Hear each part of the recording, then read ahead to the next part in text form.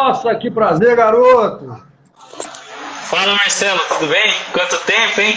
Quanto tempo, desde Moscou, 2011, não é isso? Moscou 2011, cara, 9 anos já. Parece 9 que foi anos já se ontem, né? passaram. Pois é, rapaz, pois é, mas é um prazer, Cassidório, ter você aqui, ainda mais depois desses 9 anos em que a gente se encontrou lá em Moscou, num curso, e agora você já mestrado, já doutorando, chegou lá um garoto, não é isso? Um E agora, garoto. bem garoto. Isso Eu era. tinha Você tem uns quanto? 22 anos, eu acho. Eu tinha na Não, época uns 22, 23, agora eu tenho 32. 32, continua garoto, mas eu lhe via muito garoto, né? Eu já não tenho, Aham. eu já não era mais garoto há 9 anos atrás, agora muito menos. Mas eu lhe via bem garoto. Mas o bacana, Cassidória, é que eu vejo você nesses 9 anos numa evolução muito grande. Olá, Ivan. Olá, Paulinho Bahia. Sejam bem-vindos aí. Eu vejo você nesses 9 anos num crescimento quase exponencial na sua carreira, onde, óbvio, a ida para Moscou, eu não sei se estrategicamente você já tinha na cabeça a ideia de permanecer lá em Moscou para fazer o mestrado na escola, na Escola Nacional de Turismo e Educação Física, né? De esporte. Uhum. Se eu estiver errado, aí bote certinho aí a palavra da universidade. Mas, Uhum. além da sua ação acadêmica e o seu crescimento acadêmico, o seu crescimento profissional e literário. Ou seja, você é um homem já com 2 ou quantos livros escritos hoje? Fala aí, Eu Cassidória. tenho, eu tenho dois livros que eu escrevi, né, como autor principal, e tem um que eu participei como coautor. E estou participando de uma tradução de um outro livro aí, que mais para frente a gente solta o nome aí. Maravilha. Ou seja, essa base russa foi, sem sombra de dúvida, fundamental para o seu crescimento. Obviamente que você já não foi para lá, apesar de jovem, mas já se via um excelente aluno, né? Uma excelente cabeça para o treinamento e visualizando muito bem. Cassidório, Uhum. a gente tem aqui um tema muito interessante, principalmente para mim até, mais para mim do que para muita gente, porque é o nosso dia a dia, a nossa, o nosso respirar há mais de 30 anos, 35 anos trabalhando com triatlon, com fundo, com maratona, com todos os esportes de fundo, além dos outros, né? Mas o tema específico é treino de força para atletas de resistência. Depois que a gente decidiu o tema, eu comecei a questionar um pouquinho até o próprio nome do tema. Porque no momento que você fala treino de força para atletas de resistência, depois me veio na cabeça a questão da força enquanto capacidade, né? Não somente enquanto fenômeno, mas enquanto capacidade. E enquanto capacidade, ela remete a um modelo de treino que restringe muito, que reduz, ou seja, seria o treino, né, de alta magnitude de carga, de alta solicitação de carga do ponto de vista da intensidade, se é que a gente pode chamar assim. Então, Uhum. não se restringe, obviamente, a isso. Quando você fala de treinamento resistido, talvez o tema abrangesse mais se a gente falasse treino resistido para atletas de resistência. O que você acha disso, Uhum. Categória? Fique à vontade, o microfone é seu, irmão. Tá, então vou. Deixa eu só começar falando algumas coisinhas ali que você comentou no começo da live.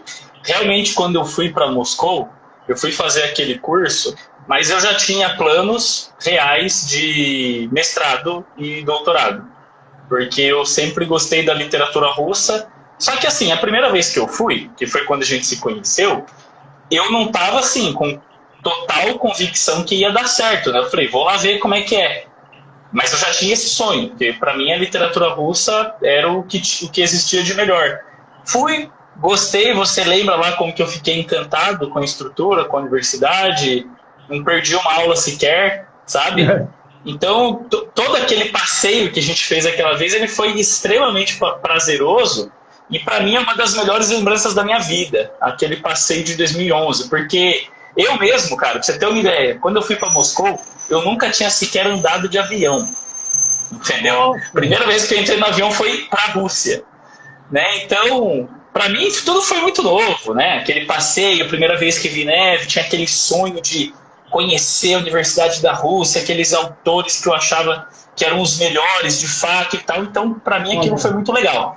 E no que concerne lá a questão que você falou, né, da Escola de Educação Física, o nome da universidade é Universidade Russa Estatal de Cultura Física, Esporte, Juventude e Turismo.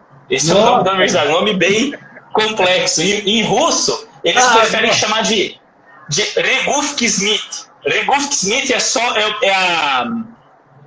Como se diz? É a abreviação, né? Que é só as primeiras letras do nome inteiro, né? Que é um nome bem complicado.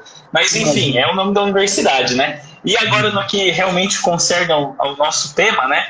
E antes de eu falar do nosso tema, primeiramente, muito obrigado, Marcelo. Eu fico muito feliz de participar dessa live. Ainda mais que é com você, que é um cara que eu tenho, assim, um respeito muito, muito grande. Eu tenho, assim, plena convicção de que você é um dos melhores profissionais de educação física que eu conheci na vida. Não só pela experiência que a gente teve em Moscou, como em outras coisas que a gente vai vendo pela internet, por falas em específico. E é raro eu falar isso, viu? Eu chegar e falar, pô, esse cara aqui esse cara é bom, é raro. E você é um desses caras aí que eu tenho essa admiração. Fico feliz, cara. Nossa, eu fico muito feliz de ser elogiado por você, porque você é um cara que realmente é muito estudioso.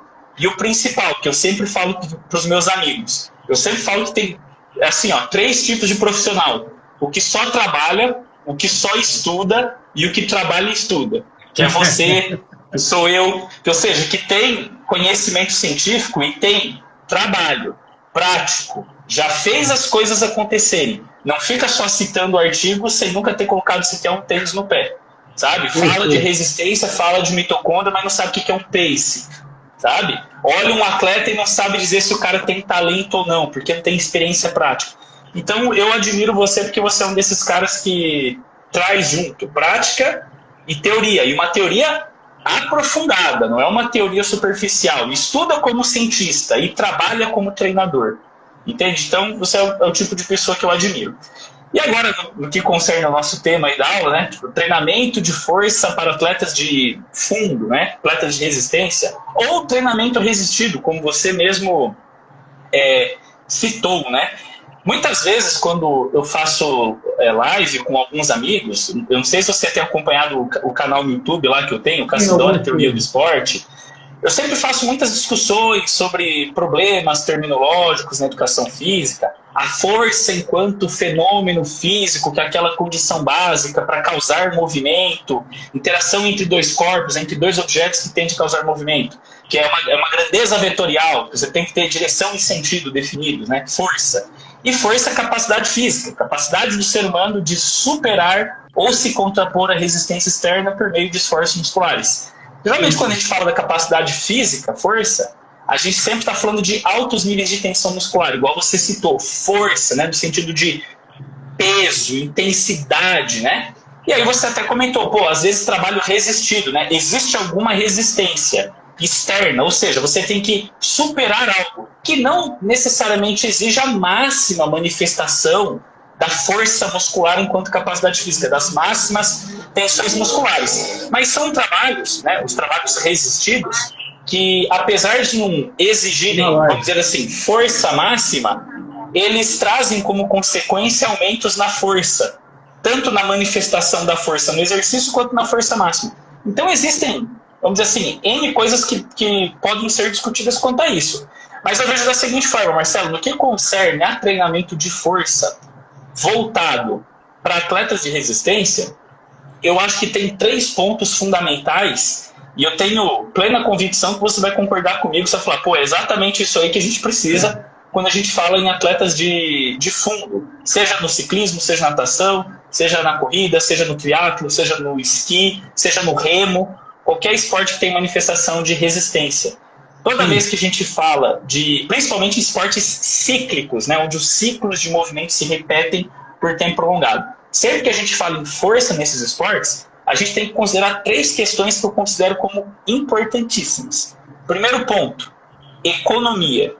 Então, toda vez que a gente melhora a nossa força, a gente melhora a economia do movimento. Por quê? Porque nós nos tornamos mais efetivos em executar aquele movimento, dissipando menos energia e aproveitando melhor essa energia. Por diferentes razões, que daqui a pouco a gente discute aí na hora que a gente resolver aprofundar um pouco mais. O segundo ponto que eu acho assim, fundamental é a velocidade. Porque a gente tem que lembrar que todo atleta de resistência, a gente sabe que ele não vai correr ou pedalar na velocidade máxima dele, na velocidade máxima possível, como se fosse um teste de velocidade de corrida ou um teste de wingate na bicicleta. O ciclista de estrada não vai pedalar igual no teste de wingate. No entanto, o que a gente percebe? Quando a pessoa nasce com o dom da resistência, ela já tem toda aquela predisposição genética, morfológica, funcional, todo aquele perfil, vamos dizer assim, do maratonista, né? Ali 1,65m, 1,70m, 55, 60 quilos, magrinho, pernas compridas, né? Aquele ectomorfo, 80% fibra oxidativa. O que a gente percebe? Que essas pessoas, quando elas pegam para fazer exercício, a velocidade de limiar anaeróbio delas, a diferença entre a velocidade de limiar anaeróbio delas e a velocidade máxima é muito pequena.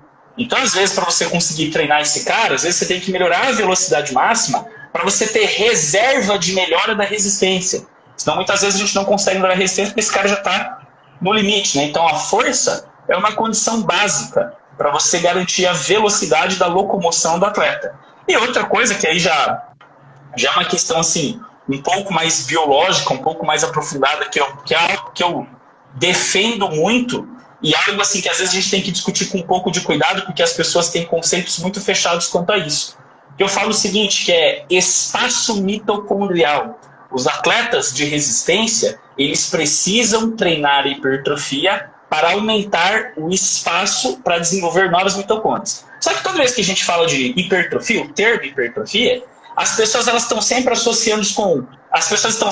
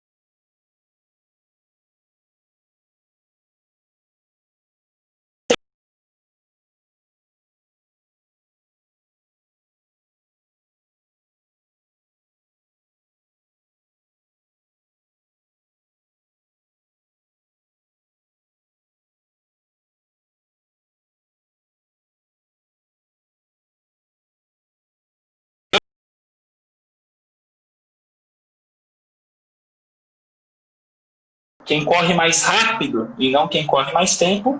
E, por fim, essa questão que eu comentei ali do espaço mitocondrial, que já está mais relacionado com a, vamos dizer assim, com o evitar a barreira do rendimento, né? Que muitos atletas, quando começam a treinar, quando eles já têm muito tempo de experiência de treino, já fizeram muitos métodos de treinamento, muitos tipos de treinamento intervalado, muitas rodagens, muitos trabalhos de musculação diversos, os atletas atingem um platô no rendimento, que muitas vezes eles não conseguem superar. Então, por exemplo, a hipertrofia é uma dessas estratégias que existem para evitar essa barreira do rendimento, esse platô, quando o atleta ele estanca e ele não consegue melhorar mais os resultados. Se a gente pegar corredores de fundo, a gente vai começar a notar essa barreira aí, mais ou menos quando um atleta de 10 mil, ele corre em torno de 30 minutos, 29, 30, 29, 40, você já começa a perceber o seguinte: se você pega um cara que ele consegue correr na casa dos 30, é porque esse cara nasceu para isso, ele já tem o dom biológico.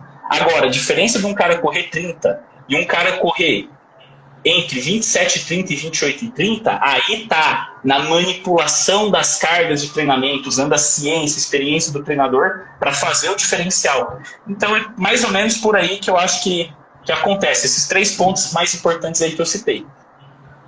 Ô Cassidori, vamos lá, nossa live aqui tem muita gente, muito aluno de faculdade, muito professor, claro, nossos seguidores, meus, seus, mas tem uma galera também que é apenas corredor, amante do esporte, alunos de academia, tem uma turma aí, né? Então, vamos tentar.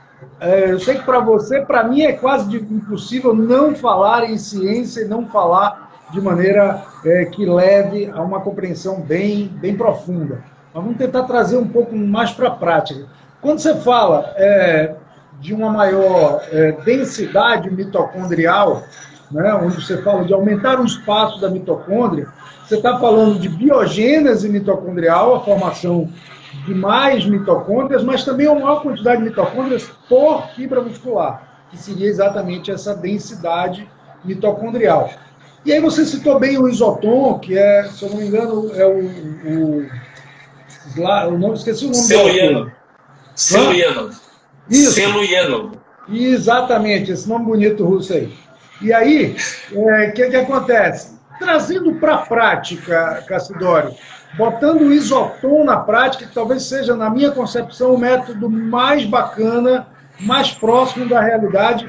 A gente vai falar um pouquinho lá de unidade de meio de preparação especial, mas talvez seja o mais que encoste mais para a necessidade do fundista, seja ele qual for.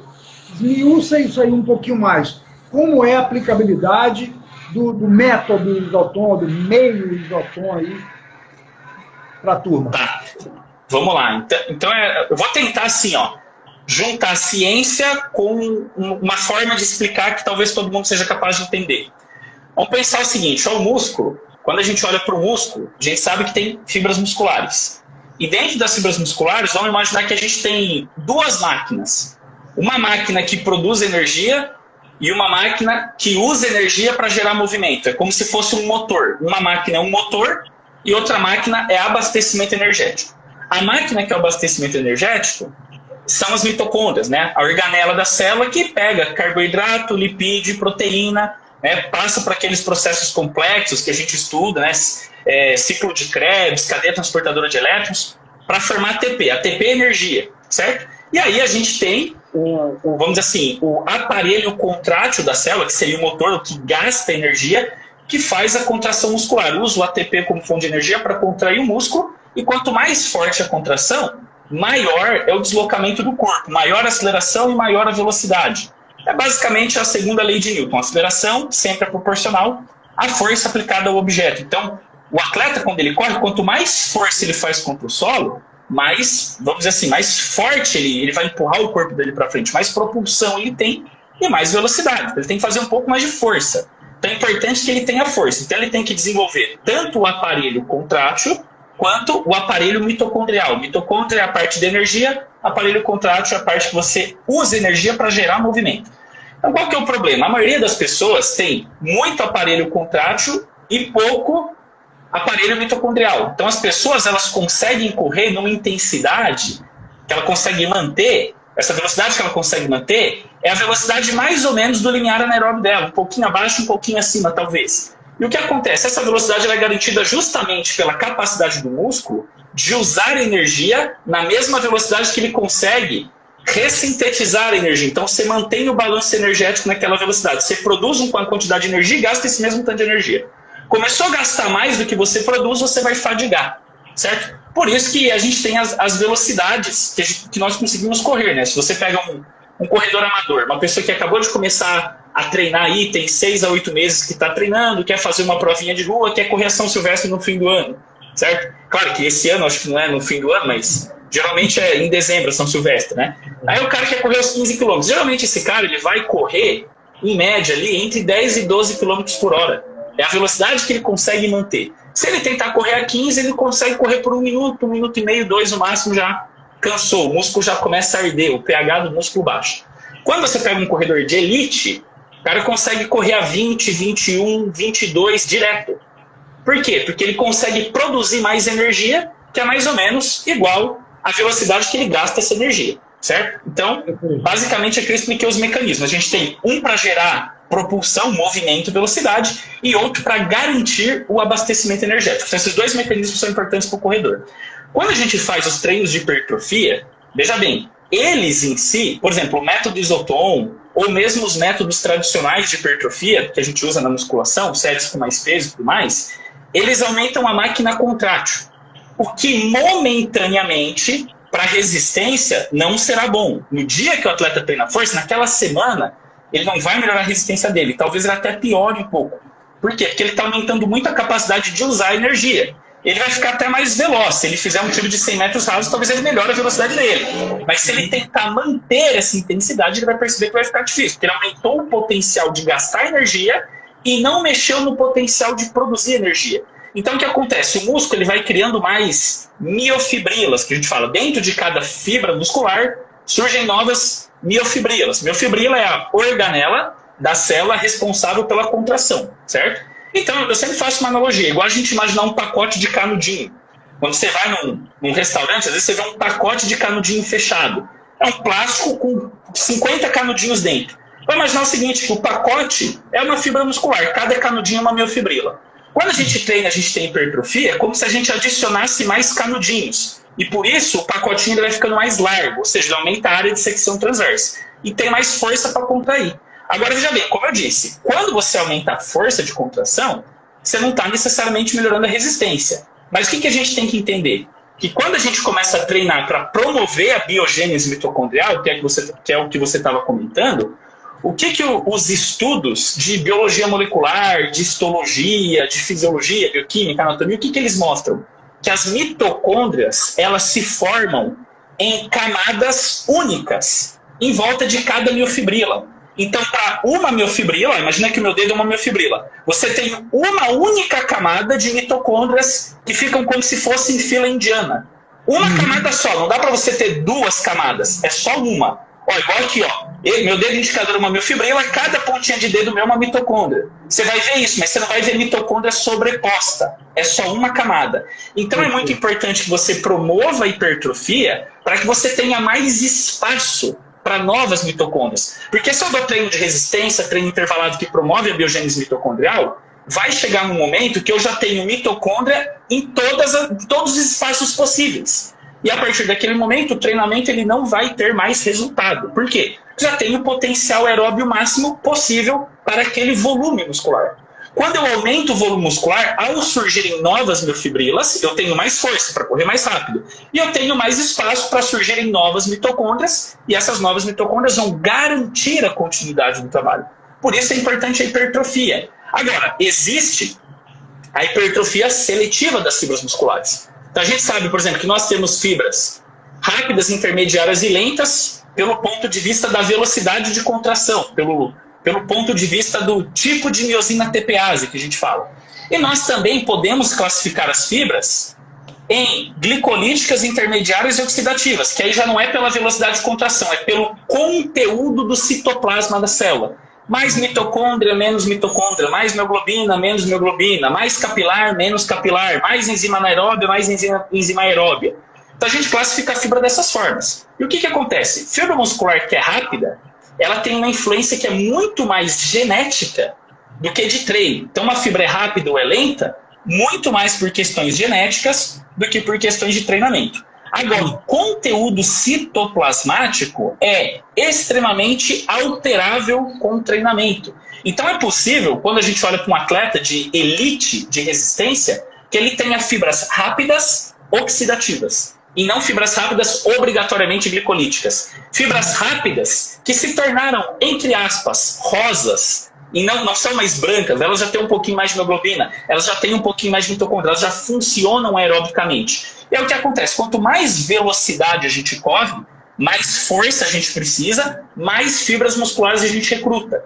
Começou a recrutar fibra que não tem mitocôndria, a gente cansa. Quando a gente faz treinamento para melhorar o pace, seja treinamento intervalado ou tiros um pouco mais extensos, a gente corre um pouquinho mais rápido do que a velocidade linear. Justamente para quê? Para recrutar fibras que antes não tinham mitocôndrias e passam a ter mitocôndrias. Eu faço mais mitocôndria. Agora, quanto mais hipertrofiada essa fibra, maior é a capacidade dela de sintetizar mitocôndrias. Então é importante que o atleta de fungo utilize trabalhos de hipertrofia tanto para fibras lentas, quanto intermediárias, quanto rápidas, para que ele promova uma melhora do espaço para desenvolver novas mitocôndrias quando ele utilizar o treinamento de resistência, principalmente usando os métodos intervalados, que são os métodos que são mais efetivos para desenvolver essa questão da biogênese mitocondrial. Então, por isso a hipertrofia ela é importante. No momento que você tem hipertrofia, tua resistência não melhora.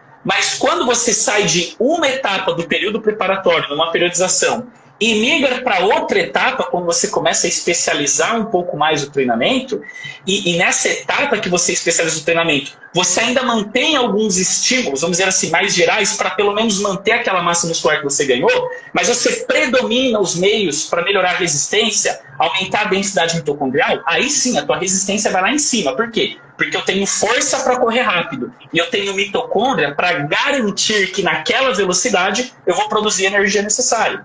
Então é mais ou menos por aí essa questão da hipertrofia. Agora, o método Isotom, como eu disse, é um método de hipertrofia para as fibras lentas oxidativas do tipo 1, que são fibras musculares que com treinamento tradicional respondem muito pouco. Então quando a gente vai para a academia e a gente vê aquele treinamento que o instrutor da musculação passa, pega a barra aí, põe mais ou menos ali uns 70%, 80% do peso que você aguenta e você vai fazer uma série aí até a falha muscular, que vai dar em torno ali de 8 até umas 14, 15 repetições. Vai ficar em torno ali de 20 a 50 segundos executando o movimento, desce devagar, sobe com um pouquinho mais de potência, tal, sente o músculo arder. Esse método, ele seleciona várias fibras musculares. Ele, de início, ele já recruta, vamos dizer assim, as oxidativas, as intermediárias, e vai recrutando as mais rápidas, glicolíticas, ao longo da série. Quando a gente recruta a fibra rápida, geralmente essa fibra tem menos mitocôndrias, então ela cansa primeiro.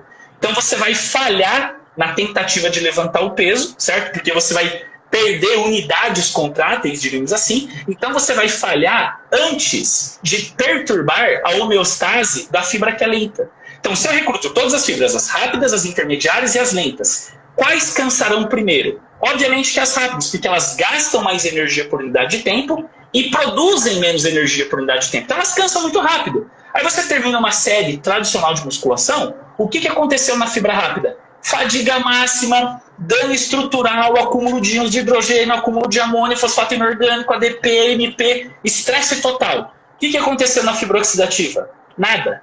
Lá você manteve a concentração de ATP normal, tem reserva de oxigênio na mioglobina, tem oxigênio na mitocôndria, não tem íons de hidrogênio, não produziu amônio, não aconteceu nada. Então lá não tem o porquê existirem sinais intracelulares que vão promover a hipertrofia. Então, o Isotom é um método que a gente utiliza pouco peso, que é justamente para você já não começar recrutando fibra rápida. E a gente executa esse exercício com uma, vamos dizer assim, amplitude de movimento que não é completa, ela é incompleta. A gente mantém o músculo o tempo inteiro em tensão muscular, seja na fase concêntrica, quando você está contraindo, seja na fase excêntrica, quando você está gerando tensão muscular, mas o músculo está alongando, você está perdendo para resistência. E aí você vai mantendo o movimento sem relaxamento muscular, para quê? Porque essa tensão muscular ela vai fechar os vasos sanguíneos, né? Ela vai fazer um bloqueio isquêmico. O pessoal também conhece como oclusão vascular. E essa oclusão vascular vai impedir a chegada do oxigênio nas fibras oxidativas, e essas fibras oxidativas vão passar a se obrigar a utilizar os mecanismos anaeróbios de produção de energia, e nesse contexto o pH da célula vai começar a diminuir, algumas pontes cruzadas vão deixar de funcionar, digamos assim, e vai começar a existir estresse, tanto mecânico quanto metabólico nessa fibra, o que vai promover sinais, vamos dizer assim, privilegiados para a hipertrofia. Então essas fibras passarão a hipertrofiar. E a gente sabe que as fibras oxidativas, elas participam do trabalho do corredor o tempo todo. As fibras intermediárias é só quando ele está correndo no melhor pace dele. E as fibras glicolíticas é só quando ele faz sprint final no fim. Então a fibra oxidativa, basicamente falando, é a fibra mais importante do corredor. Quanto mais força ele tem nessa fibra, melhor. Até por quê? Porque quanto maior a força na fibra oxidativa, maior é o primeiro limiar do atleta, o limiar aeróbio, e não o limiar anaeróbio. Claro que o limiar anaeróbio é o potencial aeróbio máximo do músculo, é onde o atleta ele vai ter a velocidade máxima de pace que ele suporta. Só que a velocidade do limiar aeróbio é a velocidade que ele executa com todas as fibras oxidativas ativas. Agora, qual que é a vantagem do cara ter hipertrofia de fibra oxidativa? A fibra oxidativa, quando ela trabalha, vamos dizer assim, antes do limiar anaeróbio, ela tende a utilizar a gordura como substrato energético. Então, um atleta que tem hipertrofia da fibra oxidativa e aumenta o primeiro limiar, no decorrer de uma prova, ele tende a poupar um pouco de glicogênio. Porque a fibra oxidativa, ela consegue colocar, vamos dizer assim, 70% da força necessária para o atleta atingir o limiar anaeróbio. Então, 70% das fibras que estão trabalhando antes do limiar são oxidativas. Então, elas preferem utilizar a gordura como fonte de energia. Se o atleta ele tem um limiar anaeróbio alto, mas o primeiro limiar é baixo, ou seja, ele tem muita fibra intermediária com muita mitocôndria, mas as fibras oxidativas dele são fraquinhas, tem pouca força. O que acontece? Na hora que ele chega nessa zona mista entre o primeiro limiar e o segundo limiar, ele já inibe a oxidação de lipídio na fibra 1, então ele gasta mais glicogênio, então ele quebra no final da prova. Entende? Então, se ele tem o primeiro limiar mais alto, ele tem uma tendência de economia. Além, é claro, de aumentar o potencial contrátil do músculo, que vai dar mais velocidade de corrida e ainda vai possibilitar um maior aumento de densidade mitocondrial quando esse atleta utilizar os métodos específicos para o aumento da densidade mitocondrial, como é o caso dos diferentes métodos intervalados e de repetição. Cassidori, perfeita a sua explicação, de muita profundidade. Eu queria ir um pouco mais aqui. Não basta para o isotom, ou seja, não basta nem para o isotom, não basta para a hipertrofia das fibras do tipo 1, fazer, por exemplo, os livros do Bompa, ele sugere repetições com 200, séries com 200 repetições, 250, às vezes 3 séries de 200 daria 600 repetições. Não basta isso. É necessário estabelecer uma velocidade padrão de movimento bem suave, num padrão de recrutamento quase que numa insuficiência ativa, digamos assim. Né? Naquela contração, um estado quase isométrico, vamos chamar assim. Quase isométrico, você quase não está superando a resistência, você supera por muito pouco. E, inclusive, tem mais uma coisa, eu sempre digo, o grande, vou usar uma gíria que a gente fala aqui no Paraná, o grande pulo do gato, né? O grande lance de inteligência do método de hipertrofia da fibra lenta, assim, não é só o peso, mas sim o fenômeno do bloqueio isquêmico. Por exemplo, por que aqui no Ocidente tem tanto pesquisador que fala que hipertrofia seletiva não existe? Porque quando a gente trabalha no regime de trabalho dinâmico, ou seja, a gente põe concêntrico e excêntrico normal, mesmo que você coloque pouco peso, você recruta a fibra rápida, ela cansa e ela hipertrofia. De qualquer forma. A única forma de você conseguir hipertrofiar a fibra lenta é causando bloqueio isquêmico. Porque a fibra lenta, ela pode trabalhar em intensidade máxima. Se ela tiver abastecimento sanguíneo, ela não fadiga. Então a única forma de você fadigar uma fibra lenta não é no número total de repetições, mas sim no bloqueio isquêmico. Então você coloca pouquinho peso, para você não recrutar as rápidas que já vão cansar no início. Você põe pouco peso para ir recrutando só as lentas. Você causa um bloqueio isquêmico nessas fibras. Aí sim, elas vão responder a demanda específica que elas precisam para ter hipertrofia. Então, o treino de hipertrofia da fibra tipo 1, ele existe? Existe. E é muito bem documentado na literatura russa, tanto com testes que analisam a composição corporal, como testes que analisam o potencial funcional do músculo. Por exemplo, você utiliza o isotom por 2 meses, um exemplo. Quando você faz o teste, por exemplo, no cicloergômetro com a ventilometria, você identifica que o primeiro limiar aumenta, só o primeiro. Ou seja, não está aumentando a capacidade aeróbia máxima do atleta, está aumentando só a força das fibras tipo 1. Por isso que só o primeiro limiar cresce, o segundo fica igual. Ou seja, a densidade mitocondrial máxima do músculo não aumentou, mas a força de contração daquelas fibras que não fadigam aumentou. Por isso que o atleta ele consegue ter mais velocidade ou mais força no pedal, caso ele seja ciclista, recrutando o mesmo tipo de fibra. Porque essa fibra tem mais proteína contrátil, então ela gera mais movimento, mais força, mais propulsão. E o atleta ele se torna mais econômico. Então, sem bloqueio isquêmico, não existe hipertrofia seletiva. com bloqueio isquêmico passa a existir. Perfeito, Cassidori. Cara, uma das coisas que mais me incomoda no treinamento, a gente tem batido isso, trazido um pouco para o mundo acadêmico, conversado nos cursos, é a questão do junk miles, né? Ou seja, da quilometragem lixo que é produzida nos treinamentos de resistência. Ou seja, o atleta acabar fazendo muito mais do que precisa do ponto de vista de quilometragem. Isso é cultural na natação, para mim foi cultural no remo, quebrar o paradigma desse volume exagerado, onde o atleta faz muito mais do que o necessário. Eu até dando uma lembrada no livro do Matveev, que foi traduzido pelo Antônio Carlos Gomes, livro de 96, e ele já abordava que o que é feito em 96 era 15 vezes maior, ó o gato, 15 vezes maior do que era feito em 1940, 1950. Imagina isso agora. Quer dizer, um corredor de 800 metros corria 430 quilômetros por ano. Hoje ele corre 7 mil quilômetros por ano. Então, uma quantidade de trabalho muito grande. Dessa quantidade de trabalho que é produzido, né? Quanto seria, digamos, necessário, pensando em unidade de meio de preparação geral, unidade de meio de preparação especial, o que é ideal para distribuir isso, pensando em treino resistido para atletas de resistência? Eu não sei se está clara a minha pergunta. Não, eu entendi. Eu vou pontuar algumas coisas do volume, e aí depois eu falo desse volume, tanto no trabalho cíclico quanto no trabalho de força.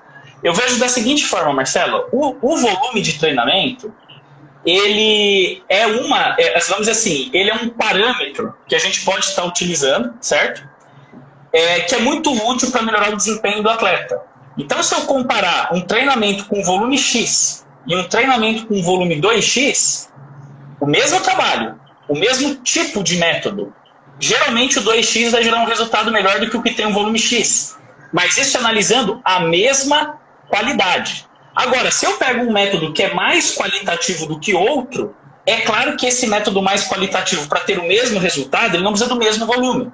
O que não significa que ele virando 5x vai ser melhor do que o 2x. Né? Era igual o professor Volkov falava, a relação entre dose e efeito. É igual um remédio. Por exemplo, se você tomar um comprimido de anti-inflamatório por dia, ele vai ter um efeito. Se você tomar 2, um a cada 12 horas, vai ser um pouco melhor. Se você tomar 3, uma a cada 8 horas, ele vai ser ainda melhor. Mas se você tomar 4 ou 5, eles não vão ser melhor do que 3. Porque você já atingiu o efeito máximo dessa dose. Então, o que acontece? O volume de treinamento, ele tem que ser específico para o nível de condicionamento do atleta e específico para o método utilizado.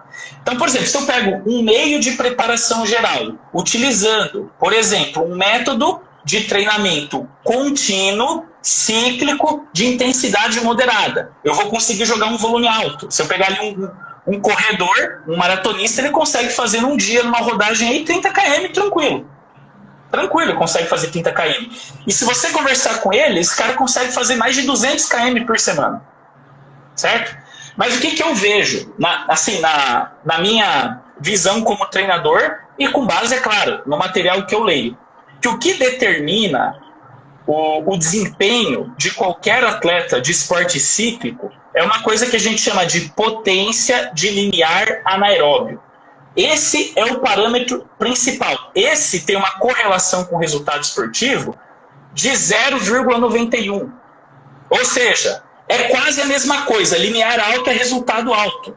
VO2 alto não é garantia de resultado alto, mas linear é. Então, o limiar anaeróbio é o mais importante. E o que é o limiar anaeróbio? O ponto do limiar anaeróbio. Se a gente pega na fisiologia clássica, eles dizem o seguinte, que é o ponto que você mais produz lactato do que você remove. Fisiologia clássica, eles dizem que esse é o limiar de lactato ou limiar anaeróbio. Ou o momento que a ventilação cresce de forma exponencial. Só que por que isso acontece? Porque quando a gente está fazendo exercício, a gente vai aumentando a intensidade e vai recrutando mais fibras. Até que chega um momento que a gente recruta fibras musculares que praticamente não possuem mitocôndrias. Essas fibras, elas quebram ATP no citoplasma, liberam íons de hidrogênio. Esses íons de hidrogênio, eles têm que ir para o sangue. se conectam lá com bicarbonato, fazem uma reação complexa que aumenta a produção de CO2 no corpo. E esse CO2 estimula a frequência cardíaca e respiratória. O atleta começa a hiperventilar e o músculo fica ácido e ele não consegue manter.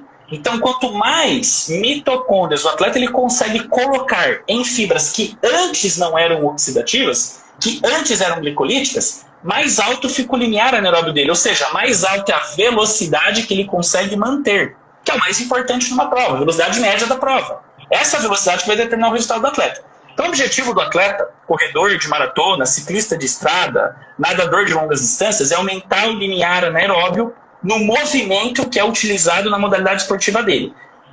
E o que a gente precisa fazer? Basicamente, aumentar a densidade mitocondrial nas fibras rápidas. Como que a gente faz isso? Utilizando trabalhos acima da nossa velocidade de pace. Por quê? Porque a gente tem que recrutar fibra que não tem mitocôndria para formar mitocôndria nela. Então, eu acho que hoje em dia, os atletas, por uma questão cultural, eles gastam muito tempo com muita rodagem de baixa intensidade. Gastam muito tempo.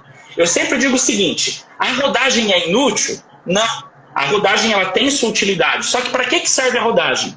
Ela serve para 2 ou 3 coisas. Ela tem um contexto de fazer o atleta se acostumar com a manutenção do ritmo da prova, sentir a distância, acostumar com algumas demandas, como, por exemplo, desidratação e reidratação ao longo de um determinado trajeto. Tática, ou seja, vamos dizer assim, a determinação da distribuição de esforços ao longo do trajeto, essa distribuição ideal, ou seja, em que momento que eu forço mais, em que momento que eu forço menos. O atleta ele só consegue determinar isso quando ele treina isso. Ou seja, ele tem que rodar de vez em quando para estabelecer a tática da prova e para acostumar com a prova. Mas, entenda, isso é um contexto muito mais tático do que físico ou fisiológico. Rodar abaixo do limiar anaeróbio não causa nada no organismo do atleta. Só causa cansaço e desidratação e deixa ele cansado por 3 dias que ele não consegue dar qualidade nos próximos treinos. Então o atleta ele roda. E você só vê o quê? Catabolismo muscular, síndrome do overtraining, cansaço excessivo, lesões, entre outras coisas. Você não vê melhora no desempenho. O que vai fazer o atleta melhorar o desempenho? Muitos trabalhos de alta intensidade. Por exemplo, se eu pego um corredor, eu utilizaria para um corredor maratonista tiros que variam de 2 a 8 minutos. Muito! Faria isso muito. Ao invés do cara chegar e falar, hoje eu vou correr 10 km, que vamos dizer assim, o cara vai fazer uma rodagem simples, um corredor de 10 km. Se ele rodar forte, ele vai correr para 30, certo? Que é o tempo dele. Se ele rodar tranquilo, ele roda 40 minutos. Se eu pegar 40 minutos e dividir em 5 tiros de 8 pro pau, correndo a 23 por hora, 22 por hora, que ele aguenta, porque é só 8 minutos. Ele melhora o pace dele muito mais do que rodar 10 km por 40 minutos. Mas muito mais. Por quê? Porque ele está recrutando um tipo de fibra que geralmente ele não recruta numa rodagem. E aí ele vai criar novas mitocôndrias nessas fibras e vai aumentar o limiar anaeróbio dele. Paralelo a isso, ele vai trabalhando a hipertrofia muscular para ele não atingir aquele platô, que já encheu de mitocôndria e não tem mais para onde aparecer mitocôndria.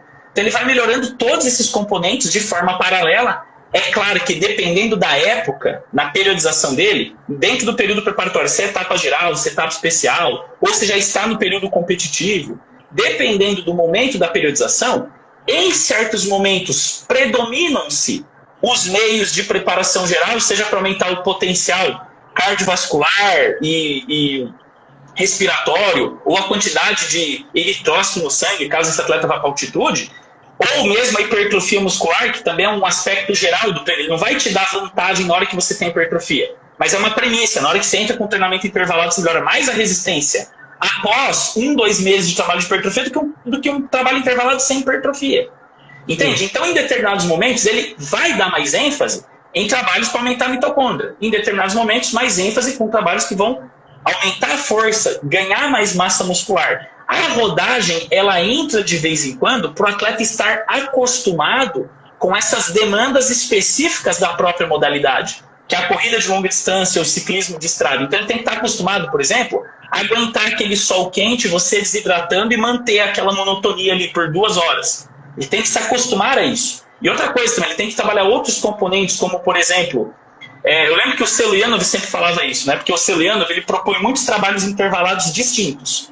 E ele falava o seguinte, que às vezes ele passava treinamento para os atletas, e alguns atletas faziam treinamento, e o que acontecia? No primeiro momento, com 1, 2 meses de intervenção dos métodos Celianov, o cara ele aumentava o potencial aeróbio dele, melhorava o limiar. Daí o cara chegava na prova, Marcelo, e quebrava no meio. Disparava no início, estava se sentindo bem, disparava na frente de todo mundo, e no meio quebrava.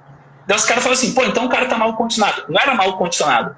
Como o cara só trabalhava com estímulo curto, o músculo saturou de mitocôndria, mas os músculos respiratórios não estavam condicionados. Então o cara começava a correr, ele começava a sentir aquelas pontadas embaixo da costela, às vezes aqui perto do trapézio, nos músculos intercostais, que são músculos que fazem força para acelerar a expiração. Porque o ser humano ele inspira usando o diafragma e quando ele está calmo ele expira passivamente, usando as próprias propriedades elásticas do tecido do sistema respiratório. Quando você está fazendo exercício em alta intensidade, você faz, sei lá, 60 ciclos respiratórios por minuto, você tem que fazer força para expulsar o ar rápido dos pulmões. E aí os músculos, por exemplo, intercostais, oblíquo externo, eles fazem força para expulsar esse oxigênio. Então, quando você trabalha só intervalado, você nunca roda, você percebe que você começa a sentir esses tipos de cansaço, que são cansaços específicos de quem não roda. Então, cara, de vez em quando ele tem que rodar para ele ter costume de sentir essas demandas, para ele ter noção de ritmo de prova, para ele saber qual que é o pace que ele pode manter numa maratona, para ele não quebrar com 35 quilômetros. Então é importante ele rodar, mas a rodagem em si, ela não dá nada para o atleta de condicionamento físico. O cara que trabalha numa zona de intensidade, que não recruta as fibras que são glicolíticas, ou seja, ele só trabalha com fibra rica em mitocôndria. Então nada acontece dentro dessas fibras. Não tem estresse metabólico para sinalizar para o surgimento de novas mitocôndrias. Não tem estresse para hipertrofia, porque não baixa o pH, não tem estresse mecânico. Então nada acontece. Você dá um trabalho de rodagem longa para o atleta, ele fica cansado para amanhã, ele desidrata, ele libera lá um monte de hormônio, diminui a efetividade dos sistemas responsáveis pelas adaptações, sistema imune, sistema endócrino, entra numa síndrome de overtraining e fica lá achando que tá bom, rodando. Daqui a pouco tem fratura por estresse, condropatia patelar, fasciite plantar, canelite, e por aí vai. E efetividade, que é bom, que é melhora no tempo de corrida, nada. Então esse é o problema da rodagem excessiva. Cassidori, que bom que a gente não está sozinho, viu? Que bom que a gente não pensa sozinho, tem gente pensando junto igual. Cara, eu queria acrescentar mais uma perguntinha e depois abrir para umas duas aqui, que a gente já está estourando o nosso tempo aqui. Eu acho que a gente precisa de uma live por dia, viu, cara? Tem que ter uma live por dia. Agora vamos lá. Por dia, né? Pensando aqui, cara, nós está muito claro o treinamento metabólico, do treinamento resistido metabólico, dos efeitos sobre a biogênese mitocondrial e todas as outras adaptações. Mas do ponto de vista mecânico, os treinos que são voltados para velocidade, para potência muscular, para força rápida, seja lá o nome que seja mais bem aplicado, eu vejo algumas pessoas fazendo trabalho aqui em Salvador, por exemplo, na areia, trabalho em areia, o que na minha concepção faz reduzir essa taxa de retorno, essa velocidade, e eu não me sinto muito confortável em aplicar isso por muito tempo. Posso até usar eventualmente, mas não por muito tempo, porque eu não vejo essa transferência da potência para a corrida, que inclusive acontece no asfalto, né? Não ocorre na areia, não ocorre na grama, não ocorre nada disso. Então, que horas, que momento, na preparação geral, na preparação especial, você utilizaria os treinos, vamos chamar assim, pliométricos? Tá. Marcelo, antes de eu falar, me dá um segundo para eu fechar as janelas da minha casa, porque tá vindo uma chuva muito forte aqui. Só um segundo. Um segundo, cara. Pelo amor de Deus. E quando chove aí no Paraná, chove granizo, meu irmão. Chove forte. Aqui é forte. Não é chuvinha, né? Aqui em Salvador... Rapaz, ali fora tá um vento que eu nunca vi igual, tá? As árvores ali já estão tudo tortas, tá dando raio, vai cair uma chuva forte aí. Nossa. Vou só ligar um ventilador do meu lado aqui, porque eu não aguento com as janelas fechadas. Aqui não acontece nada disso agora. Não, mas aí é muito quente também, cara. Tá louco? Aí também é muito quente. Tá, então vamos lá. A questão que eu acho assim que é o principal nisso que a gente está conversando é aquilo que a gente chama de reatividade, certo? Que o clássico Verkhoshansky falou, né? Reatividade, saltos reativos, depois foi batizado como pliometria. Verkhoshansky, não é Verkhoshansky, como a gente chama. Exatamente, questão de transliteração, aí que ficou esse K e H, né? Que é transliteração da língua inglesa, né? Isso é uma regra, mas o nome correto, a pronúncia correta é Verkhoshansky, certo? Como se fosse com 2 R's. É isso. Muita gente erra. Exatamente. Mas enfim, vamos lá falar sobre essa questão da reatividade. O que acontece? A reatividade ela é importante por 2 questões. Veja bem, quando o atleta está correndo, ele vai fazer vamos dizer assim, aquele regime de trabalho muito específico que alguns autores também chamam de ciclo do alongamento e encurtamento. Na hora que o cara pisa no chão, ele passa por um breve momento, por uma breve fase excêntrica, quando o músculo já está querendo contrair. O músculo já está fazendo tensão para contrair, só que a energia cinética da queda do corpo faz o músculo alongar, mesmo ele querendo contrair. E nesse momento ele deforma, como se fosse um elástico. Ele deforma, acumula energia elástica e volta.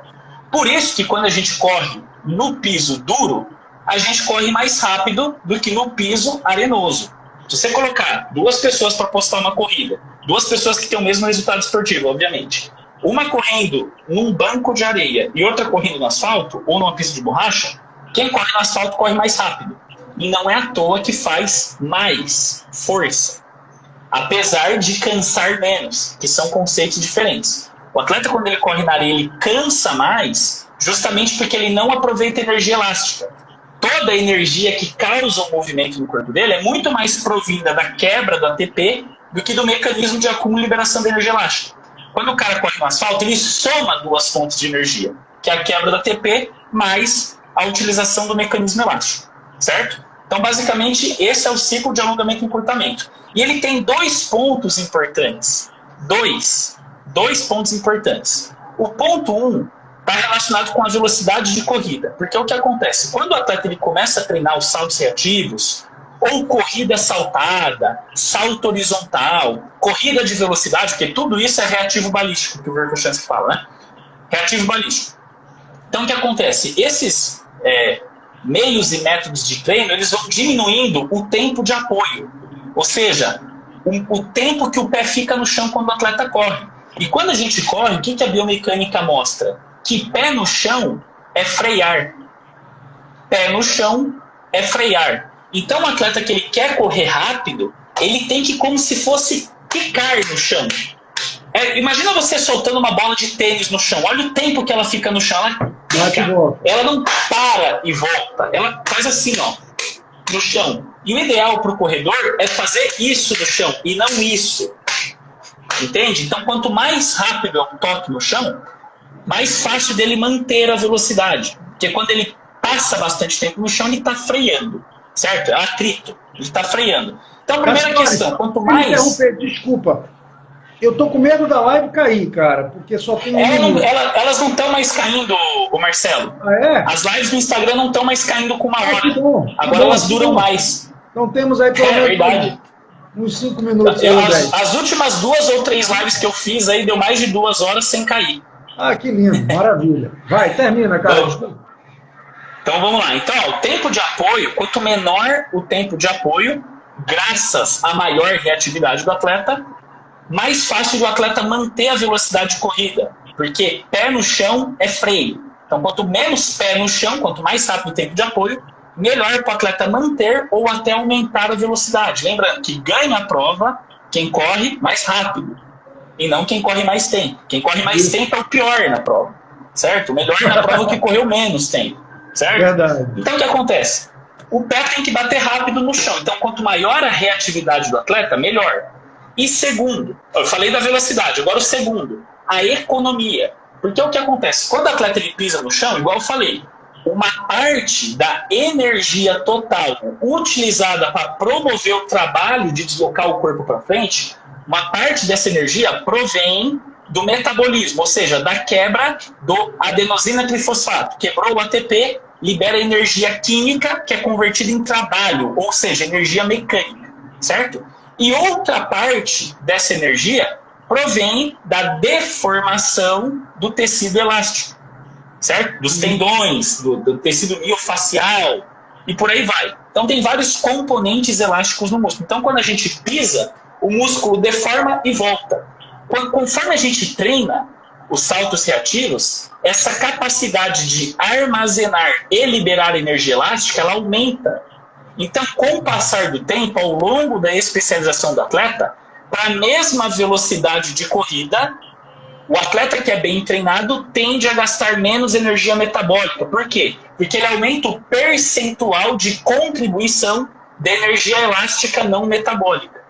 Certo? Inclusive, isso é até um exemplo que a gente pode trazer de outros animais, de outras espécies. Por exemplo, os camelos. Por que os camelos conseguem andar por tantos dias? Por que os camelos são incansáveis? Porque os camelos têm tendões muito longos. Então, os camelos é como se eles tivessem molas artificiais nas pernas. Eles não vão ficar fazendo contração muscular, gastando energia, consumindo glicogênio, lipídio e proteína para gerar parte de movimento. É claro que eles vão ter alguma contração, óbvio. Só que grande parte da contribuição de energia total do movimento provém dos mecanismos de deformação elástica. Então, por isso que o camelo consegue andar muito. Por isso que você pega esses animais que são quadrúpedes e eles conseguem correr muito mais rápido, porque eles aproveitam melhor a energia elástica do que nós. Só que nós também conseguimos melhorar isso. Então, conforme a gente vai treinando a reatividade, lembrando, reatividade da terceira lei de Newton, quando você pisa no chão, certo? A força que você faz contra o chão volta contra você. Quando ela volta contra você, deforma a estrutura, acumula energia elástica que é liberada de volta e proporciona uma passada, ou seja, uma próxima contração mais potente, porque soma a energia da contração muscular, do ATP, mais a energia da deformação e recuperação elástica, certo? Então, quanto mais capacidade reativa o atleta tem, menos energia metabólica ele gasta. Para a mesma velocidade de corrida, menos energia metabólica ele gasta. Às vezes você vai pegar um estudo, o autor vai mostrar que essa diferença é pequena. Mas esse é pequeno quando a gente fala em 2, 3 contrações, por exemplo, uma série de musculação. Agora, compara isso em milhares de passos que você faz numa corrida de maratona. Se você melhorar 1% a sua economia, sua efetividade de movimento, já é suficiente para você melhorar o teu resultado, já é o suficiente para você ter uma diferença substancial. Então, por isso que eu sempre digo, capacidade elástica ou reativa é muito importante. Por que treinar no solo arenoso não é tão bom quanto se pensa? As pessoas que são mais leigas, elas pensam o seguinte: quando eu treino na areia, eu sinto que pega mais, que cansa mais. Sim, é claro que cansa mais. Por quê? Porque você não usa energia elástica. Você só usa energia da contração muscular e aí você atinge a acidez mais rápido, porque você tem que recrutar mais fibra para compensar a diferença de força do fato de você, entre aspas, desligar os mecanismos elásticos. É claro que você não desliga completamente. Quando você corre na areia, alguma contribuição elástica ainda tem, mas já é bem menor do que correr em piso firme, certo? Então o que acontece? O atleta ele corre na areia fofa principalmente, ele dissipa muita energia elástica e usa mais energia do mecanismo contrátil. E aí ele vai cansar mais. E às vezes ele vai se justificar o quê? Eu vou correr na areia porque cansa mais. Se cansa mais, tem mais estresse metabólico, que é bom para a resistência. E eu sempre digo o seguinte: vai pro piso duro, e ao invés de você fazer um tiro de 30 segundos na areia, faz um tiro de 40 segundos no piso duro. Você vai ter o mesmo gasto energético, por exemplo, do ponto de vista de o tanto de energia química que você utilizou para fazer aquele trabalho. Aí você prolonga um pouquinho mais o espaço e mantém a capacidade de usar a energia elástica, porque ela é fundamental na corrida. Então não vejo muita lógica em tirar os mecanismos elásticos no movimento de corrida. Aonde que tem lógica você tirar o mecanismo elástico? Quando você está na etapa de preparação geral e você quer fazer um trabalho de hipertrofia, por exemplo, que você tem que promover a acidez no músculo. Aí você está lá fazendo, por exemplo, uma série de isotom. Por que o isotom é devagar? Eu podia fazer o isotom teoricamente rápido, fazer uma descida rápida com uma subida para deformar e usar energia elástica na subida, igual um treinamento de força máxima ou força explosiva. E já no isotônico eu não uso energia elástica, porque eu quero justamente fadigar o músculo. Então, assim, se for um meio de preparação geral voltado para a hipertrofia, eu não vejo problemas grandes em você tirar esse mecanismo de energia elástica. Quando você vai para um trabalho mais voltado para a questão da preparação especial, exercícios especiais, eu não vejo lógica alguma em tirar os mecanismos elásticos, né? No caso, a capacidade reativa do músculo. Então, eu acho assim que quando você fala em correr, não tem o porquê correr, sendo um corredor de rua, correr na areia. Eu não vejo lógica. Agora, talvez você fale assim, não, mas ele teve um entorse de tornozelo recentemente. E ele quer correr na areia porque a areia é mais instável e estimula a propriocepção do tornozelo. Beleza, o trabalho está justificado. Agora, você correr na areia achando que aquele cansaço a mais da areia vai aumentar o teu limiar anaeróbio mais do que correr na rua, isso aí é claramente equivocado.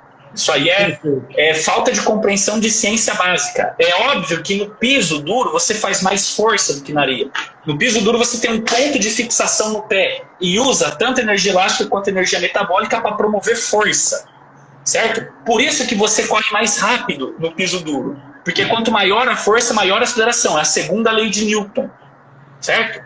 Então, quando você corre, por exemplo, na areia, no piso fofo, você não consegue fixar o pé para deformar as estruturas e usar energia elástica. Você perde grande parte de energia elástica. Daí você cansa rápido, porque você tem que compensar a falta de energia elástica por meio de esforços do metabolismo celular para tentar compensar. E você vai cansar mais, vai fadigar mais rápido. Mas você consegue ter essa mesma fadiga, se o seu objetivo for ter fadiga, você consegue ter essa mesma fadiga no piso duro aumentando um pouquinho a distância, ou aumentando um pouquinho a velocidade. Então você consegue ter os mesmos efeitos metabólicos sem perder a efetividade do trabalho mecânico. Eu vejo dessa forma no que concerne essa questão da reatividade. Então eu poderia usar um treinamento reativo, pliométrico, em todo o período de preparação, mudando a forma, o meio e o método de utilizar durante o preparo geral e depois para o preparo espacial, migrando mais para o asfalto, migrando mais para a reatividade específica, usando movimentos que sejam de maior transferência para o esporte. Mas o planejamento, a utilização do método poderia ser durante toda a preparação, durante toda a periodização. Sim, claro. O método que a gente conhece como salto reativo, que é batizado no Ocidente como pliometria, ele pode ser usado o tempo todo. Só que esse regime de trabalho reativo balístico, que é o que caracteriza a pliometria, ele não precisa ser necessariamente só salto. A própria corrida já é reativa. Agora, já bem, se eu trabalho com um atleta, o que eu faria? Na etapa geral, eu utilizaria salto simples. Saltar cone, saltar barreirinha. Conforme eu vou especializando, eu já faço um salto profundo. Faço um salto profundo. Veja bem, a queda do plinto, alto. E faço o salto profundo para frente, ao invés de fazer para cima. Eu tenho que potencializar vamos dizer assim, o momento horizontal e não vertical. O atleta não tem que ficar elevando o centro de gravidade, correndo, dando pulinho. Você está entendendo? Da mesma forma que ele também pode fazer a corrida saltada, onde ele até eleva o centro de gravidade dele, mas o objetivo dele é fazer força para frente, como se fosse um saltador assim, de distância, né? Se bem, se o salto em distância o cara faz força para cima e aproveita a inércia da velocidade que ele correu, né? Ele corre rápido, salta para cima e ganha altura. A inércia da velocidade que ele atingiu correndo joga ele para frente. No salto triplo, geralmente o cara faz um salto para cima, um salto para frente, mais um salto para cima, certo? Esse salto para frente, a corrida saltada, caracteriza um salto que é um pouco para cima e mais para frente. Você já deve ter visto várias vezes atletas usar essa corrida saltada. Ele faz como se fossem passadas gigantes, justamente para ele trabalhar a reatividade fazendo força de uma forma muito específica. Então, por exemplo, a corrida saltada é um método muito bom. Corrida em aclive e declive. Corrida de velocidade. Às vezes o pessoal chega e fala assim, mas por que você bota trabalho de velocidade para corredor maratonista? Com certeza precisa de trabalho de velocidade. Velocidade. Correr 100 metros, 200 metros, 50 metros, para recrutar fibra rápida, estimular a mitocôndria lá, usar o mecanismo de acúmulo de energia elástica, aumentar o comprimento da passada para melhorar a flexibilidade ativa e dinâmica e melhorar a economia de corrida quando ele vai correr. Então é fundamental todos esses tipos de trabalho. Por isso que eu sempre digo, economia de energia, a gente melhora em duas questões. Questão 1, essa capacidade do atleta de utilizar melhor a reatividade, ou seja, ele usa mais energia elástica, certo? Isso é o primeiro ponto da economia. E o segundo ponto é coordenação neuromuscular. O atleta ele precisa aprender a relaxar músculos que não contribuem para o movimento, certo? E isso a gente só melhora em altas intensidades. Você correr devagar com a passada curtinha não exige alongamento ativo dos músculos antagônicos. Diferente de quando você dá um tiro forte, igual um corredor de 400, que você abre a passada para valer, que o comprimento da passada aumenta e os isquios tibiais e toda a cadeia posterior alonga e já dá reflexo de estiramento. Aí o teu sistema nervoso diminui o reflexo de estiramento, diminui a ativação do isquio tibial e aí a tua corrida fica mais solta e econômica. Tá entendendo o que eu estou dizendo? Então, por exemplo, energia elástica, coordenação neuromuscular. Você tem que melhorar a coordenação intramuscular e intermuscular, relaxar antagônico e ativar mais forte o agonista para ser mais efetivo no movimento. Certo? Então, por exemplo, economia. Só nessa questão cinemática e dinâmica você já vê tudo. No que concerne a velocidade, que é aquilo que eu estava comentando, no início da live, né, que falou, economia, velocidade e espaço mitocondrial. Velocidade é uma questão muito simples. O atleta ele precisa ter mais velocidade para ter reserva de melhora. Imagina, por exemplo, igual agora, eu tô treinando um cara aqui em Ponta Grossa que é fundista. Pô, outro dia eu fiz lá um teste de limiar anaeróbio no cara lá, o limiar anaeróbio do cara deu 20 km por hora. Limiar fantástico, usando a ventilometria. Pô, mas eu botei o cara para fazer tiro na esteira curva, que eu tenho uma esteira curva. O cara não consegue passar de 22. Entende o que eu tô te falando? Então, assim, o cara ele já corre quase na mesma velocidade máxima dele. Um dia ele contou assim pra mim, Cassidório, quando eu faço o tiro de 300, eu faço o mesmo tempo do tiro de 1000. Eu, como assim, mesmo tempo? 1000 metros é uma distância, 300 outros. Ele falou, não é o tempo total, é o tempo de pace. Eu pego no meu relógio, eu corro a mesma velocidade de 300 metros, na mesma velocidade eu corro 1000. Nossa. Por quê? Porque ele já corre quase na velocidade máxima dele. Só que o problema não é porque ele não se esforça no 300. É porque ele não tem velocidade, ele é lento. Ele tem velocidade do ponto de vista da maratona, porque a velocidade de linear é alta. Mas a velocidade máxima dele, digamos assim, a lática, é muito baixa, é fraca. Então ele não tem reserva de melhora. Como é que ele vai correr acima se ele já corre no limite da velocidade máxima dele? Se a velocidade linear é perto da velocidade máxima dele. Então não tem como. Você entende? Então, se eu consigo fazer ele correr na minha esteira, curva, a 27 por hora, por exemplo, um tiro de velocidade, eu já consigo ter reserva, espaço entre velocidade máxima e velocidade linear que vem crescendo. Claro. Entende o que eu estou falando? Mas assim, é claro que você pega um atleta desse, é um cara que 80% da fibra dele é oxidativa. Se você pegar uma pessoa comum, 90% da população no mundo é 50% oxidativa e 50% glicolítico. Então, nenhuma pessoa comum, um atleta amador, vai ter esse problema que eu peguei aqui. Do cara dar um tiro máximo, que é quase igual o tiro de velocidade linear. Entende? Então, por exemplo, esse meu atleta, fica claro que ele precisa ganhar força e velocidade para ter reserva para poder melhorar.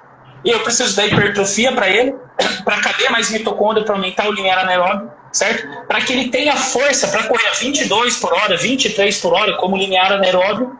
E aí sim ele vai estar competitivo para ir para uma prova, seja de nível nacional ou internacional, e conseguir ser competitivo. Porque os caras que são os fodão do mundo aí, pô, tava vendo lá o índice olímpico para correr 10 mil, pô, o índice para correr 10 mil, o cara tem que fazer um pace de 2,45. É absurdo. É absurdo, é 6,6, 6,7 metros por segundo de velocidade. Sai dar uma velocidade, você pega um cara desse, o linear anaeróbio do cara é 23,5 por hora. É loucura. Linear, que ele faz ali na estrada, é absurdo a velocidade. Então, para o cara conseguir correr nessa velocidade, é impossível ele não ter força. Cara, eu não sou atleta, claro, eu não tenho coordenação neuromuscular para fazer corrida, mas eu tenho uma boa força muscular. Eu faço agachamento com 150 quilos, eu tenho força pra caramba. Pô, eu vou dar um tiro na minha esteira lá para eu correr a 24 por hora, 25 por hora, é um sufoco. E eu tenho força. Agora imagina um cara que mantém 23 por hora. Você acha que ele não tem força? Claro que ele tem força, pô. Para empurrar o corpo a 23 por hora, tem que ter força. Não dá para o cara ser fraco. Não dá para o cara não saber agachar. Ou fazer agachamento com 30 quilos. O cara tem que fazer agachamento com 1,5 vezes, 2 vezes o peso do corpo. E agachamento bom, completo, bem feito, sabe? E tem que fazer isotompa, hipertrofiar a fibra lenta. Tem que fazer salto reativo, melhorar a economia de corrida, melhorar o tempo de apoio, aumentar a velocidade. Tirar essa coisa de pé que freia. Tá entendendo? E ganhar, igual eu falei, na etapa geral do período preparatório, ganhar hipertrofia para ter espaço para ganhar mitocôndria. E aí, quando a gente fala hipertrofia, né, novamente, frisando para o pessoal, se você corre distâncias longas, você vai treinar 8 meses de hipertrofia e você vai ver a tua coxa aumentar 1,5 cm. Não é hipertrofia de fisiculturista, porque ninguém consegue hipertrofia de fisiculturista. Os fisiculturistas conseguem hipertrofia deles porque existe já uma prática de drogas, além da própria questão genética. O atleta já tem predisposição genética para ter hipertrofia. E ainda utiliza drogas e só treina isso e só come proteína o dia inteiro e descansa. Ele consegue uma hipertrofia. Quando você pega uma pessoa que faz treinamento de resistência e paralelo a treino hipertrofia, ela tem que dar a vida no treinamento de força para ganhar um pouquinho. Então o maratonista que tem aquele perfil ectomorfo, o cara ele vai para academia e treina, feito fisiculturista até a falha, depois de um ano treinando ele continua ectomorfo. Só que na hora que você pega a medida de coxa dele, ele ganhou 2, 3 centímetros, que gera uma mudança na força que permite a velocidade máxima dele melhorar. E na hora que ele entra no treino intervalado, ele enche aquele músculo de mitocôndria e mantém a velocidade. Essa que é a grande questão. Então, eu acho assim, que é muito interessante hoje a gente falar em volume alto de treino, desde que o volume seja de trabalhos qualitativos. Por exemplo, se eu mandar um atleta fazer 10 tiros de 400 metros, cada tiro de 400 para baixo de 1 minuto, para essa intensidade de trabalho, 10 tiros é um volume brutal. Só atleta de alto rendimento consegue fazer 10 tiros de 400, todos para baixo de 1 minuto. Você não pega um atleta amador que faz 1 tiro de 400 para baixo de 1 minuto. Quanto mais 10. Você pega um atleta de alto rendimento, o cara faz 10 tiros, tudo para baixo de 1 minuto, com 1 minuto de pausa. Absurdo. Entende o que eu estou dizendo? Então, esse cara aí, por exemplo, 10 tiros de 400 dá 4 km.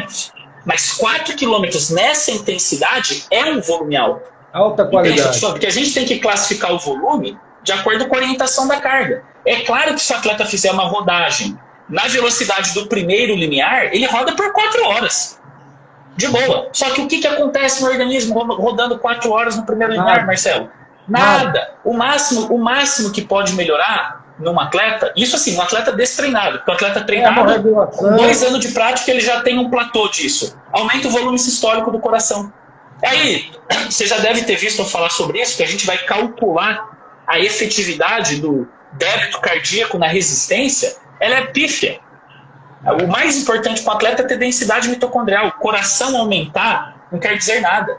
Para um atleta de alto rendimento, é claro que você pegar um atleta amador, ele vai começar a treinar, o coração dele vai melhorar bem, o volume sistólico, o débito cardíaco, vai ter alguma melhora na resistência às custas desse parâmetro cardiovascular. Mas se você pega uma pessoa que já é treinada, vamos dizer assim, que o volume sistólico do coração dela não é de elite. Vamos dizer assim, um maratonista de elite, o volume sistólico do coração do cara é 200, 220 mililitros por systole, certo? A ventilação pulmonar do cara varia de 200 a 220 litros por minuto. Você vê, até parâmetros parecidos, é só que um ml e outro é litro. O débito cardíaco do cara dá 40 litros por minuto de sangue. Aí você fala, porra, parâmetros absurdos. Se o cara tiver um volume de 150 ml, certo? E um débito cardíaco de 30 litros de sangue, não muda em nada o desempenho dele. De 30 para 40 litros de débito cardíaco não muda nada.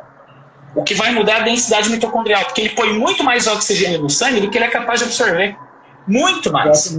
Diferença arteriovenosa não vai diferença, porque ó, você pode ver, ó, o que a diferença arteriovenosa muda? Ela cresce exponencialmente até o ponto do limiar anaeróbio. Chegou no limiar anaeróbio, a diferença arteriovenosa ela continua a crescer, só que assim, ó, do início do exercício até o limiar anaeróbio, ela cresce assim, ó, nessa inclinação, a linha. Ó, ela cresce assim. Aí aqui é o ponto do limiar, e ela passa a crescer assim, ó. Por que isso acontece? Porque depois do limiar anaeróbio, o músculo está recrutando fibra que não tem mitocôndria, então ele não consome mais oxigênio. Quem passa a consumir oxigênio após o momento do limiar, entre o limiar e o VO2 máximo? Quem é o responsável por esse consumo a mais de oxigênio? Coração e músculos que trabalham na respiração. Esses músculos, como eles trabalham mais, por exemplo, o coração ele bate mais depois do limiar anaeróbio. Ele bate mais para tirar a acidez do sangue. E os músculos respiratórios contraem para expulsar o ar rápido do pulmão para fazer mais ciclos respiratórios. Esses músculos trabalhando, eles também têm mitocôndrias, eles aumentam um pouquinho a diferença arteriovenosa. Mas a grande questão na diferença arteriovenosa é o ponto do limiar. Se o limiar cresce, a extração de oxigênio do sangue também cresce. Porque quem no nosso corpo que consome oxigênio? mitocôndria. Não tem outra parte do nosso corpo que consome o oxigênio. Então, ou é mitocôndria ou não é mitocôndria. A mesma coisa que VO2 máximo, né? A gente vai falar de VO2 máximo. Você pega lá o cara, você está pedalando na bicicleta. E para quem acha que eu estou viajando, é só pegar um ventilômetro e fazer o seguinte teste. Dá para mostrar isso na prática. O cara começa a pedalar, só que ao invés do cara ir para um cicloergômetro profissional, ele vai numa airbike, dessas que tem em academia, em box de crossfit, sabe? Você pedala o braço e na perna. Daí o cara começa a pedalar só com a perna, bota o ventilômetro nele. Ventilômetro com analisador de gases, que pega a diferença artério-venosa. E daí vai aumentando os estágios do teste, aumentando a intensidade, até que ele chega no ponto do limiar. Que ele não consegue mais aumentar a intensidade de pedalar e a frequência cardíaca começa a disparar. E daí o que vai acontecer? O consumo de oxigênio vai crescer mais um pouquinho depois do limiar, pela justificativa dos músculos, do músculo cardíaco e respiratório, e vai estabilizar. Que aí os pesquisadores vão falar, olha o VO2 de pico aqui. Se nesse momento você mandar o cara colocar o braço no airbike, o ventilômetro vai marcar a mesma ventilação, mas o analisador de gases vai mostrar crescimento na diferença arteriovenosa de novo. Porque ele passou a recrutar músculo que tem mais mitocôndria para consumir mais oxigênio. Aí vai dar aqui um VO2 máximo acima do VO2 máximo anterior. Nossa. Que loucura essa. VO2 máximo é máximo. Entende? Agora, se o cara vai fazer um teste, por exemplo, na bicicleta, ele vai atingir o VO2 máximo, entre aspas, da bicicleta. Se ele recrutar mais músculo que tem mais mitocôndria, cresce mais dentro do oxigênio. Agora me diz uma coisa, se o cara é ciclista de estrada, qual é a relevância do consumo de oxigênio dos músculos do bíceps? Nenhuma. O que importa é só o consumo de oxigênio do quadríceps, glúteo e panturrilha, que é no ato de pedalar. Então o que importa é o limiar, não é o VO2. O consumo de oxigênio do coração depois do limiar, ou o consumo do braço, não valem nada, porque eles não contribuem para o ato de pedalar. Por que esquiador, quando faz análise de VO2, dá mais alta do que de maratonista? Quer dizer que esquiador tem mais resistência que maratonista? Não, esquiador só põe mais músculo no trabalho. Esquiador usa a perna e o braço. Por isso que o VO2 deles dá 90 ml por minuto. Aí você pega o corredor, ele tem a mesma resistência de um ciclista, só que o VO2 do corredor é mais alto do que do ciclista. Por quê? Porque põe mais massa muscular no trabalho. Entende o que eu estou falando? Aí você pega o VO2 do corredor, é maior do que o do ciclista. Já que o VO2 do corredor é maior que o do ciclista, põe o corredor para pedalar e ver se ele ganha do ciclista. Não ganha. Porque no ato de pedalar, o limiar anaeróbio do ciclista é muito maior, porque ele está falando da densidade mitocondrial dos músculos responsáveis pelo ato de pedalar. Entende o que eu estou falando? Então, assim, quando a gente vai falar em resistência, eu sempre digo, você tem que fazer uma análise. Olha o movimento que esse atleta faz. Dentro desse movimento, quais são os músculos que trabalham? Nesses músculos que trabalham, você tem que dar hipertrofia para todas as fibras e enchê-las de mitocôndria. Isso como componente básico. E aí depois um componente assim mais específico é você melhorar a coordenação neuromuscular e dar economia de movimento na prática desse atleta. Aí ele roda de vez em quando para aprender a tática de distribuição de esforços na prova para não quebrar porque errou o ritmo. Ah, eu tinha potencial fisiológico para correr a maratona para 2 horas e 15. Mas eu errei na estratégia, quebrei no final e fiz 2 horas e 25. Mas eu tinha potencial para fazer 2 e 15. Dava para fazer 2 e 15. Mas eu errei a distribuição de força na prova. Aí quebrei no fim. Se eu tivesse acertado a distribuição ideal, eu tinha corrido 2 e 15. Aí sim, rodagem tem sentido. Mas a rodagem, o que ela te dá, fisiologicamente falando? Nada. Nada. Perfeito, que bom, cara. Cassidori, deixa eu ver uma pergunta aqui que fizeram. Não sei se aparece para você aí. Vamos ver. Aparece não, né? Cara, aqui aparece o comentário do pessoal, mas não aparece a caixa de perguntas. Eu acho que a caixa de perguntas é para quem cria a live. Quais aspectos do exercício eu devo pensar ao elaborar um treino na etapa de preparação especial? É o que aparece aqui na interrogaçãozinha. O que ele tem que pensar na hora da preparação especial? Essa pergunta é o que eu acabei de falar aqui no último comentário. Eu falei, na etapa geral, você dá hipertrofia para os músculos que são responsáveis por aquele movimento, certo? E na etapa especial, você melhora a coordenação neuromuscular deles no movimento específico e dá mitocôndria para eles. Só que o que é importante o treinador entender? Que etapa geral e etapa especial, elas não falam sobre exclusividade de conteúdo. Elas falam de predomínio. Quando você está numa etapa especial, você não deixa de dar estímulos gerais. Você não deixa de fazer trabalhos de hipertrofia. A questão é que o volume de trabalho de hipertrofia cai muito porque o objetivo é tentar manter a massa muscular. Ou talvez até perder um pouquinho, porque tem alguma massa muscular que você ganha que ela é inútil. Por exemplo, você pega lá um corredor de maratona, o cara faz agachamento, faz stiff, faz flexora, faz outros exercícios. Alguns músculos do tronco vão ganhar um volume de músculo que é inútil para o trabalho de corrida. Então o que acontece? Na etapa geral o cara ganhou bastante músculo. Na etapa especial, os músculos responsáveis pelo trabalho vão manter a hipertrofia que você ganhou na etapa geral. E os músculos que não participam tanto vão perdendo. Tá entendendo o que eu estou dizendo? Então o atleta ele perde massa corporal, mas ele não perde hipertrofia específica de músculos diretamente relacionados com o trabalho específico do atleta. Então eu sempre digo, dê hipertrofia, depois tem que polir essa hipertrofia, tenta manter ela, começa a utilizar estímulos mais específicos da mitocôndria e economia ao mesmo tempo. Pronto. Velocidade de linear cresce e o atleta melhora o pace e o tempo na prova. Velocidade média que ele percorreu essa prova. Que é isso que importa. Eu sempre falo, quem que é o cara que ganha a maratona? O cara que corre entre 2 horas e 5 e 2 horas e 10. É esse cara que vai ser campeão Tóquio 2021.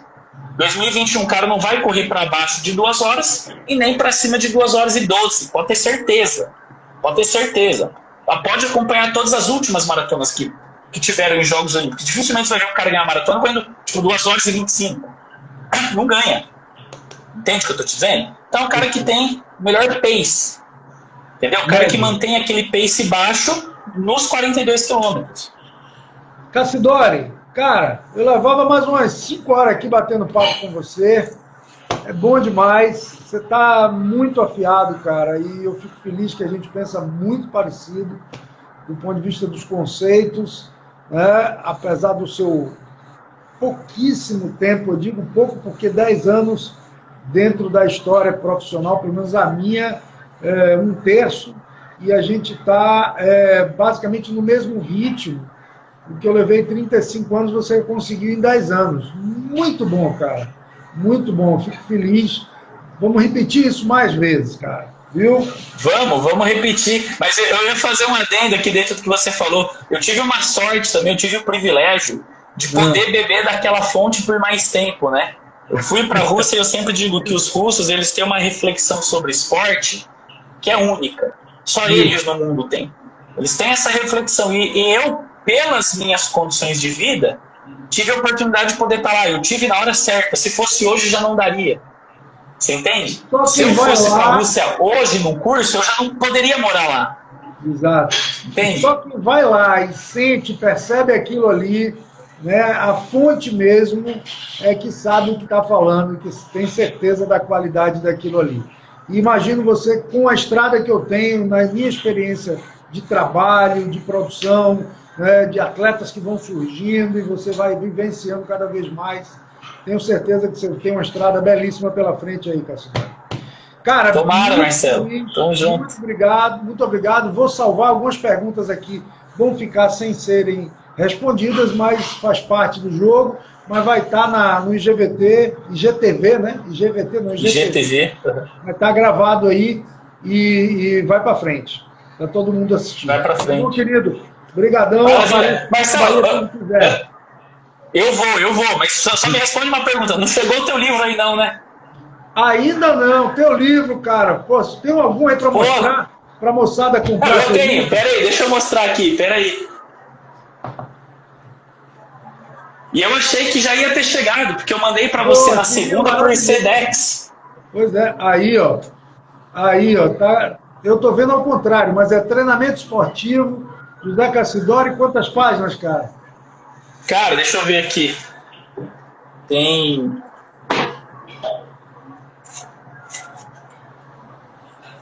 493 páginas. A lá soviético. Nível soviético. E digo mais, hein? Tem umas 150 só de periodização.